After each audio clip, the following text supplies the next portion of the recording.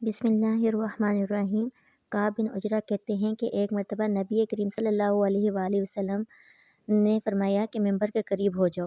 ہم لوگ حاضر ہو گئے۔ جب نبی کریم صلی اللہ علیہ وسلم ممبر کے پہلے درجے پہ قدم رکھا تو فرمایا آمین۔ جب دوسرے درجے پہ قدم رکھا تو فرمایا آمین۔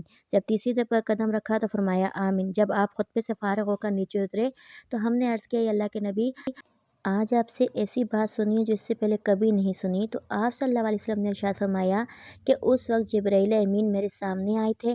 جب پہلے درجے پہ میں نے قدم رکھا تو انہوں نے کہا، ہلاک ہو وہ شخص جس نے رمضان کا مہینہ پایا مگر پھر بھی اس نے اپنی مغفرت نہ کروا سکی۔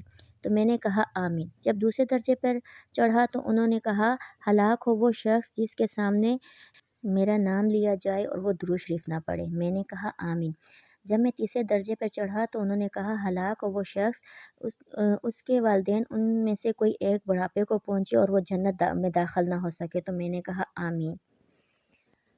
اب تینوں باتیں جو ہیں وہ سامنے ہیں کہ پہلے درجے میں رمضان مبارک کی فضیلت کا تذکرہ کیا گیا ہے، اور جبکہ دوسرے درجے میں اللہ کے نبی کے نام کا تذکرہ ہے، یعنی اللہ کا نبی کا نام لیا جائے تو وہاں درود شریف پڑھا جائے۔ اگر مکمل کامل درود شریف نہیں پڑھ سکتے درود ابراہیمی تو صلی اللہ علیہ وآلہ وسلم کہنا ضروری ہے۔ تیسرا، یعنی جس کے والدین میں سے دونوں میں سے ماں باپ میں سے کوئی ایک بڑھاپے کو پہنچے اور وہ جنت نہ کما سکے، یعنی والدین کا فرما بردار نہ ہو، ایسے بندے کے لیے ہلاکت ہے۔ تینوں کے لیے اللہ کے نبی نے بدعا کی ہے۔ وآخر دعوانا والحمد للہ رب العالمین۔ السلام علیکم ورحمۃ اللہ۔